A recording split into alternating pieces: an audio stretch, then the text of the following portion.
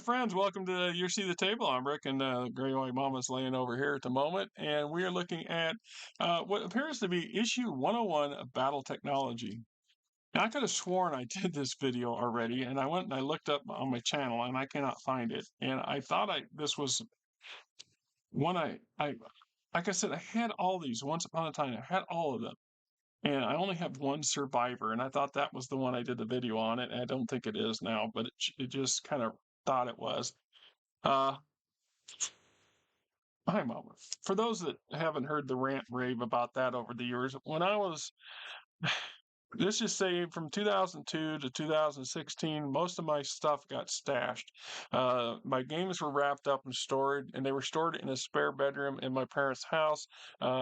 Thankfully, in a spot that nobody knew where they were, and they were left alone. Unfortunately, the rest of my personal stuff had been in a different room. Actually, it was stored in the attic, and then I had a cousin decided to move all this stuff out to the barn, and I didn't know about it, and it sat out there for about 6 years or 7 years, exposed to the weather, and then there was a whole family of woodchucks who decided, yes, Mama, I don't need. She's literally rubbing her face against my mouth. Yes, the woodchucks got in and tunneled up underneath everything, and then a bunch of stuff fell in. That's where I lost half of my miniature collection. I was just horrific. That was horrific. I sat out there for days with shovels, digging and digging and digging, and trying to recover as many of them as I could. And there's just so many that did not make it through. The books got far worse condition because the weather destroyed them. The winters, the snow blows in through the sides of the barn walls, and it got all over them. And I came with. I'm not a very violent person physically speaking. I'm not a big person in physical violence. I never have been. Don't get me wrong. I may not be a kickboxer. I may not be a professional boxer, but if you're average Joe dumbass and you're going to come at me and think you're going to shove me around, you're going to get a really, really rude awakening. At least when I was younger, I was 6'2", 200 plus, and literally capable of throwing full-size bales of hay at people. And I don't mean toss them. I mean pick them up by the end and literally heave them at you. Because we used to do that. My cousins and I used to do that for fun. Don't ask me why. That's what farm boys do when they're freaking bored. Just saying, right? Anyway, I figured we're going to go ahead and do this video. If Mama will let me. Mama, you got to let me. I know. But you've been up with these 2 hours now. I've been doing videos 2 hours, and I can't have you in the way of all of it all the time. You just can't. Yes. I know. You're just loving the attention. So we are looking at issue number 1, as best I know, August 30, 27. The actual published date with this was 1987-ish, 1980. Oh, fine print. It's so hard for me to read anymore, even with new glasses. I still haven't. Still struggling with it. This says 87, but this is something else. I don't think that's related to this. I want to see what year. Come on, all kinds of other wonderful stuff in here, but you're supposed to have the blasted year in here too, somewhere. 1987. So the 87 with this is correct. This is an advertisement. Oh, this is the advertisement to get your subscription to BattleTechnology coming out of Oakland, California at that point. Contents. What is Hands up to? MechWarrior, mind and machine. Mastering the inner fire, mind as a weapon. Drop into hell combat drop on Scheat 5. Departments, hiring hall, Worldbook, BattleTac, Sidearms, repair bay, etc., etc. So let's take a gander at this, right? Let's just take a good gander. So you get opening shots. It has been said that of the 31st century, the human life is cheap, while combat machines they pilot are not. Certainly, this is true in military terms, etc., etc. So this was the William H. Keith, 3027. Mech Force, the official BattleTech fan club. I was a member of Mech Force for a few years. I don't know if I ever went beyond that, but anyway, so we get Leopold's Ransom, the Duke of Alcyone. Alcyone? I can't pronounce it. All right. Says reader surveys indicate a fully 32.6% of BattleTechnology readers are mercenary warriors, either as members of the established mercenary command unit serving in one or another of the great houses, or as freelance warriors for hire, in such diverse services as bounty hunters and personal bodyguards for important government and corporate officials.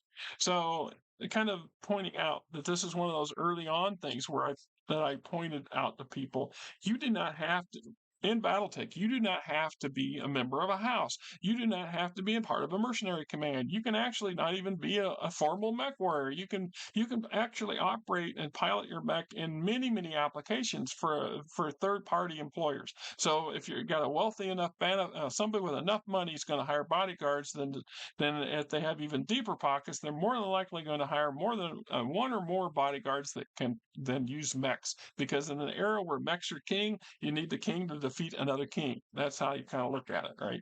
So Brimstone, fiery hell on the Krita border, or the Krita frontier, from Andrew Keat. I wonder if Mr. Keat's still writing for BattleTech. I just wonder. Why is it? The name sounds familiar. I know I've read his name and other stuff. It's drawing a blank at the moment. So we're talking about Brimstone, the planet. We got our system data, particular planet, government, economies, layouts, planet breakdowns itself. Excuse me. Then we get the Battle of Kilgour. Hi, Mama. You gonna go up there and lay down by the window? Okay. Sure. I'm getting down to my last videos, and she's gonna go settle down now. Battle of Kilgour, July 5th through the 6th of 3027, Corella 2. Right. We've come such a long way for our visual combat shots from what we had available to us then, and this would have been cutting edge idea of this here. Right. Now, I have a theory. I has a theory, my friends. I do, and you can tell me if I was wrong. When I look at these kind of grainy black and white photos, and I grant you, these were still grainy black and white photos, or grainy photos without the color. I'd have to go get the PDF and see if these were supposed to be color or not. But I suspect these were from. There was a line of plastic models of battle mechs in the very early 80s, mid 80s. And I had the Griffin, the Wolverine, the Battlemaster, and I think I had the Rifle. These three for sure. I had a fourth one, but I'm drawing a blank on which one it was. But I'm pretty sure there was also a Warhammer, an Archer, and a Crusader that was available. There was like 10 or 12 of these models available.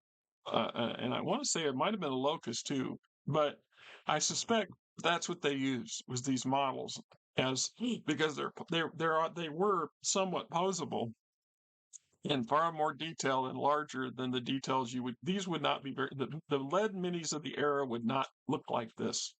I guarantee it that the lead mini of the riflemen from that era, the frickin' sweep, the antenna sweep up here is not that pronounced. It would not last very long in a lead miniature. It was not that pronounced, right? So we get into the next chapter of laser pistols: the Starfash, the KK-98, the Nova Laser, the Bell-Eater 49S Ultra, TK-70, the Martel Model 10. Now, speaking of the plastic kits, here are the plastic models at that point. There were available. 31st Century Warfare is ruled by metal giants and gleaming death and blah, blah, blah. This game, blah, blah, blah. Each BattleTech plastic model set contains 2 BattleTech plastic models, statistics for each mech, and a scenario designed for 2 mechs. And I don't know see, each set contains 2 battle mechs, decals, complete easily assembly instructions, a new BattleTech game scenario, technical diagrams of the battle mechs included. So I had the Shadowhawk and the Scorpion. I do not know what happened to Scorpion. I had the Griffin and Locust. I do not know what happened to Locust. I had the Thunderbolt and the Battlemaster. Do not remember what I did with the Thunderbolt. I had the Wolverine and the Goliath. and I believe I had the Wasp and the Wasp Land. So, the rifleman and the Crusader and the Archer, then the rifleman and the Warhammer, and these were $7. These were $7 back then, and the ones I had, they stood easily 10 inches, 10 inches tall. If these are the ones I think they are. Now, they might not be. These might be something different, but it's just I had a lot of them anyway.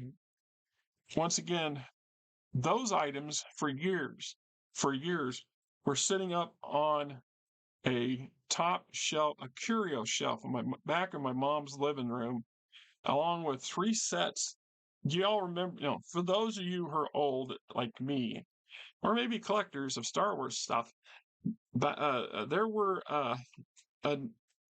when the Star Wars came out in the 70s and 80s, the Burger King got a licensing deal to produce glasses. So these really thin, fragile glasses, like your tabletop drinking glasses kind of thing, were with Star Wars motif on them. Like there's one with Luke Skywalker and the droids, another one Han and Chewie and stuff like this, different scenes, stuff like this. So there was one for each of the 3 movies made. And my mother took us out rare days for her to have the money and the time to take us to any place to eat, let alone this sort of thing. But she knew just how much I was into Star Wars, so we would go to whenever the new glass came out, we would go to the Burger King in Altoona, and which is about 9 miles away from my hometown. And she would buy 3 sets. She would get one for herself, one for me, and one for my sister. My sister couldn't care less about anything Star Wars, and Mom really didn't either. So it ended up with me. I still have all these glasses, all of them. They're in a shelf in our kitchen above the refrigerator, which is hard to get to, collecting dust, and they're probably still filled with dust from my mom's house from 40 plus years of being stored. Anyhow, right? Mommy, you're on my thing again. Come here. No, come on, get up. I'm still trying. Yes, I know, but I'm trying to do stuff. Jeez.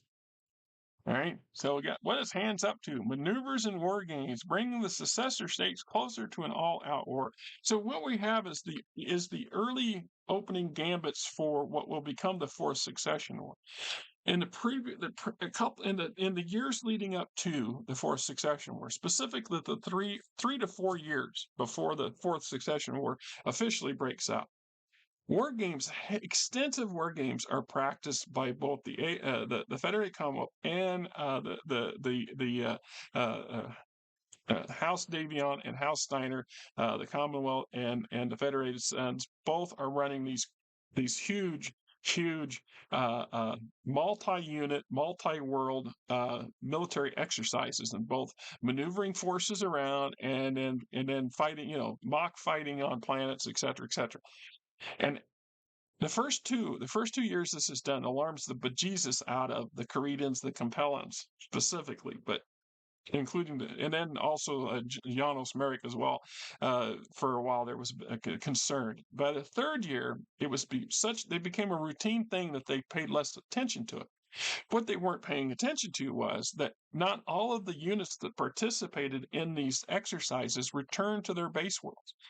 Quite a few of these units were being repositioned and finding themselves in new postings much closer to the front of the would-be future front than what they were before, and nobody was paying attention, or people who were paying attention were not listening to the people who were not listening to those who did pay attention, because it went under the radar. So by the 4th year, this is even more prominent, where many of the military units that participated in the military exercise, and I think they would call them Galahads or something like that. There was a different name for the ones on East. Yeah, Operation Galahad was, so it says here opposite.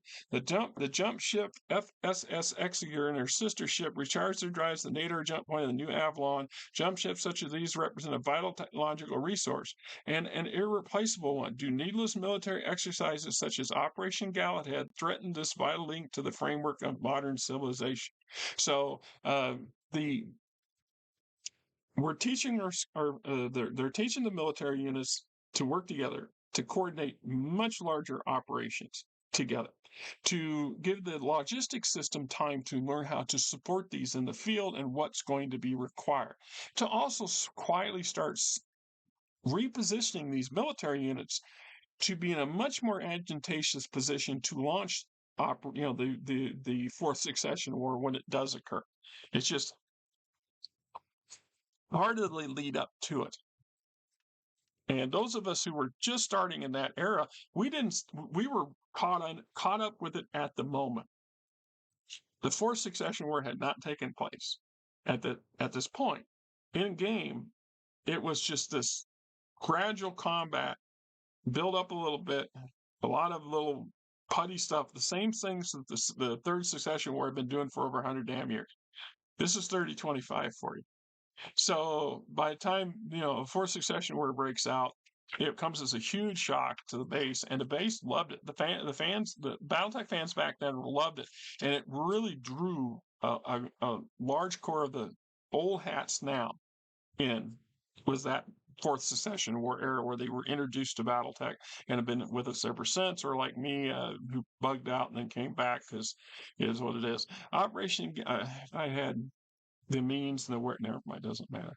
Operation Galahad, the waste of an almost war. So we talk about that, about just how, keep in mind, in 3025, it was hammered home in the games that salvage was king. You needed to salvage at every opportunity, that you needed to consider, the houses were in such a situation that throwing entire regimental combat teams, entire fleets at somebody's planet was like a once in a year thing. So we would pick like some surrogate. We look at Mallory's World, for example, in the early campaigns of the Kel Hounds, and where Ion Davion is killed, and Hanse Davion becomes the first prince. In that particular era, it was a massive endeavor for both houses to field just less than a dozen mech units, let alone supporting units, and then attack and conquer and hold several worlds of an opposing house. And then it was a major endeavor for that opposing house to bring in enough resources to beat back the incursion, which is traditionally how the third succession war had been fought for a better part of 100 years. So the ideas begin to develop in Hanse Davion's minds that we've missed something. There's someplace down the road. If you look at the first and second succession wars are by no means a good example to be going by, but the sheer fact of numbers shows that the inner sphere had gotten used to this petty tit for tat stuff for so long that nobody was really prepared for full-on warfare. And if you want to make there's some case to be made about this, that the inner sphere houses would have been far less prepared to cope with the clan's arrival than they were. They were woefully prepared. We will all acknowledge that the houses in general were woefully prepared for that the initial clan invasion. And even after that, it was a fight to the knife for many, many years. So this is all built, the clan arrival comes after a massive change in military doctrine. That's the opening gambits of the fourth succession war, an all-out war, a reintroduction of full-on war across wide fronts, many worlds, hundreds of units, in untold amounts of resources poured into this effort. One of the reasons why the Federated Commonwealth was so successful in the fourth succession war, especially on the Capellan side, the Confederate front, was the ability for the Davions to bring all those forces to the front and pre-stage them in advance, and then pre-stage the logistics in advance, and then manage to keep their opponent off guard enough for them not to pick up on that. They were obsessed with a couple other minor things. It's like in the Draconis Combine when it's just luck of the draw for Hanse Davion that Wolf's Dragoons has its falling out with the Combine, and it becomes this personal feud between Jamie Wolf and Takashi Kurita that really hamstrings the Draconis Combine's war efforts during the fourth succession war. It's not, it's just it's not until the second half of the Fourth Succession War that Theodore Crete is starting to regain some momentum that was lost by his father's frickin' obsession and dueling with the dragoons. So it was just fortunate. That was a very fortunate, unforeseen boon for House Davion. And they wasted no time on giving the dragoons a place to stay, and knowing that down the road that this was going to be advantageous for them to do so.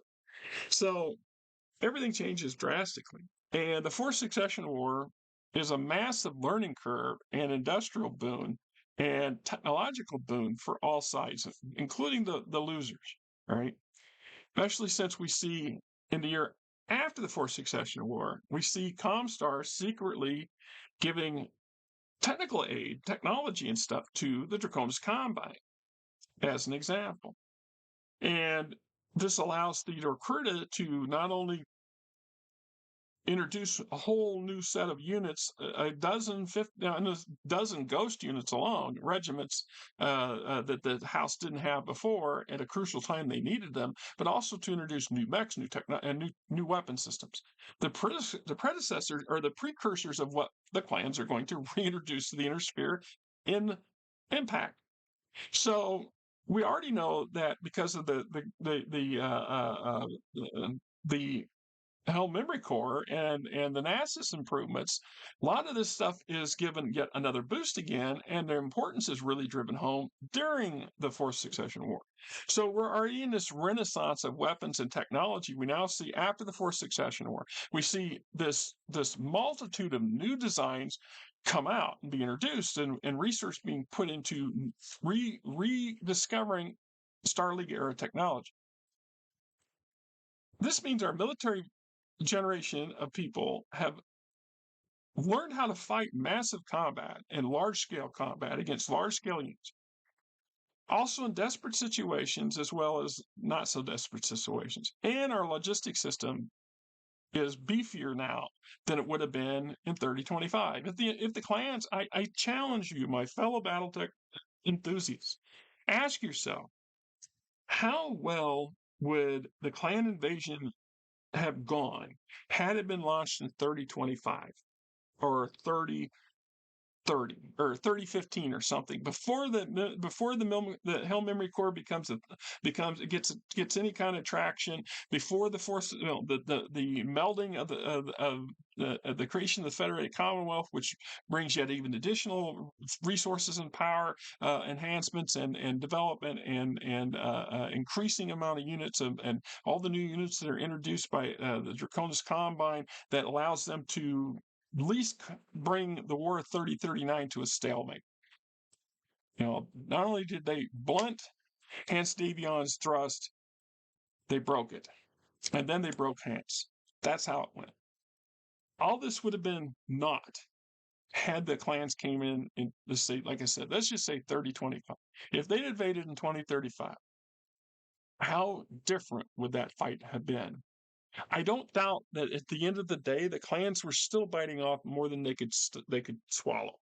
The sheer size of the Inner Sphere and its industrial capacity compared to what the clans had available, no matter how good their people and their equipment are, they're still going to get literally buried by a wall of zombies, of Inner Sphere zombies, if nothing else, because it would literally have to be a war of massive attrition, which then the Smoke Jaguars tactics would make bloody well sense, because all the clans would be forced to do this if it wasn't that level. But I'm just saying, right?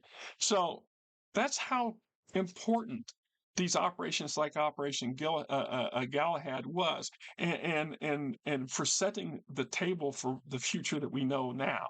And then I think about, and I cannot for the life of me think of I'm reading Galahad here, but I know that there was a series that the Commonwealth was also running a series of joint training exercises during those years too, in part because it was helping to integrate some of the Federated Sons military units, more importantly, their command structure, into and in with how the Steiners worked their system, and vice versa, and to mixed results. This is how come if we look at the first year of the Fourth Succession War and the Steiner Draconis Combine front, the Steiners actually do something that's almost unheard of in their history. They take a massive chunk away from the Draconis Combine on a wide swath and keep it.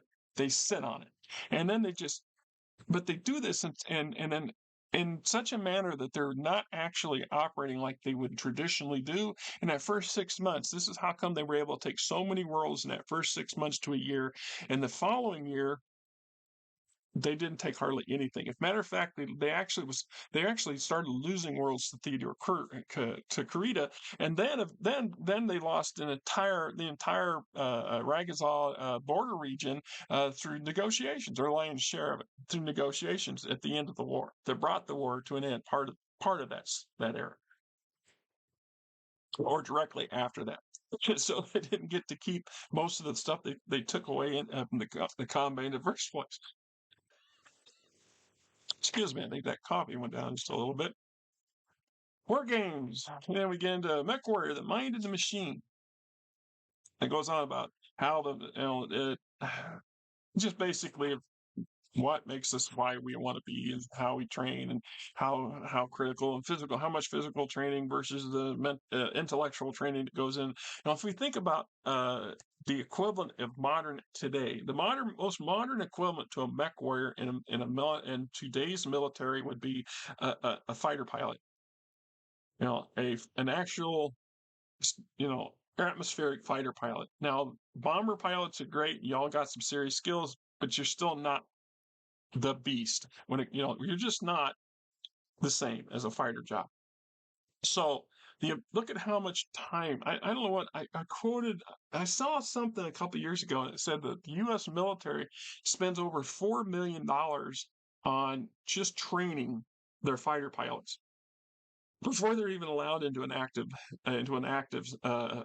position role. They're going to have 1,000 hours or plus of training in actual flight before they're put before they graduate, and the sheer amount of resources and time and effort goes into these people. It's the similar thing for the mech warrior, right? So this is kind of what we're talking about. The apprentices of arms are the squires of the modern age. You get the gist.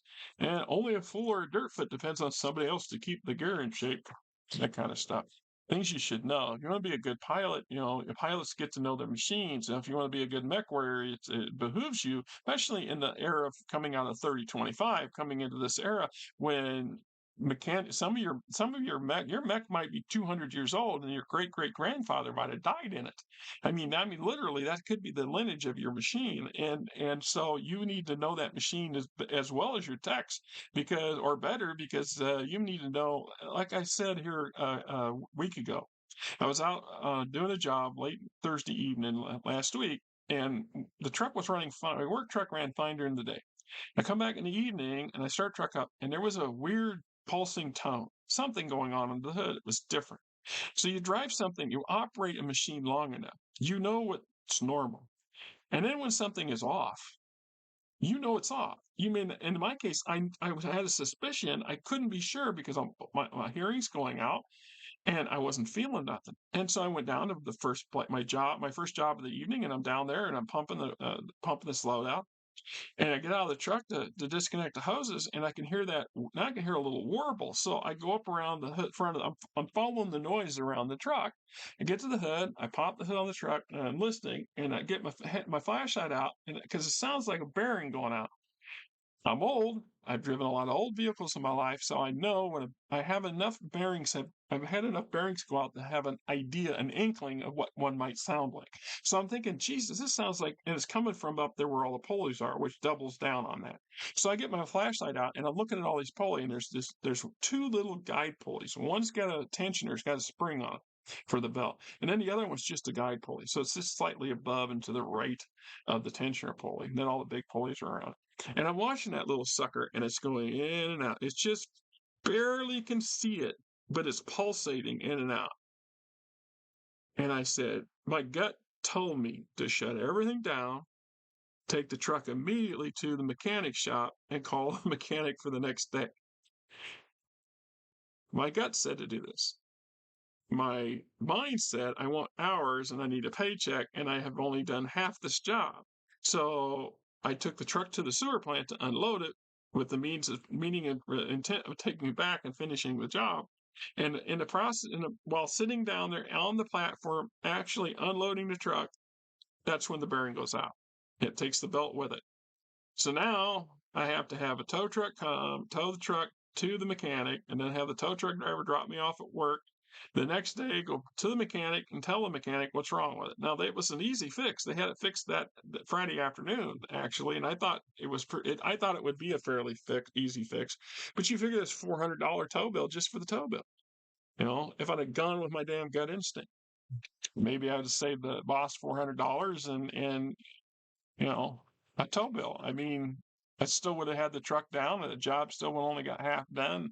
Then the worst part was that I had cones down there, and I had a 30-foot hose down there.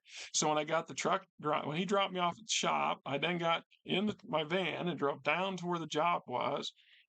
Managed to use some trash bags to cover the nasty end of the hose up as best I could, duct taping bejesus out of it. Like I said, duct tape. You should always have duct tape in your vehicle. Always. Carry 2 rolls. You'll never regret You'll never regret having them. In this case, I duct taped the bejesus some trash bags around both ends to keep the gunk and stuff. Then I took these hoses and I rolled them up as tight as I could, but they're old and they're stiff and they don't want to roll up. And then duct taped the bejesus out of them too, and then was able to shoehorn them in the back of my van, stinking. I had the windows open the whole way back to the shop until I got it out of my van because I couldn't leave them down there, and there was no place really to drag them off the side that they wouldn't be out and somebody be crying about it the next day for sure. Anyway, so mastering the inner fire, mind is a weapon, right? And the belter the best. Some more advertisements. Because your life depends on it. Yes, may very well. Drop into hell. Combat drop on Scheat, Scheat, Scheat 5. I'm sorry if I can't pronounce. Captain Sinclair MacCray. That guy I can pronounce.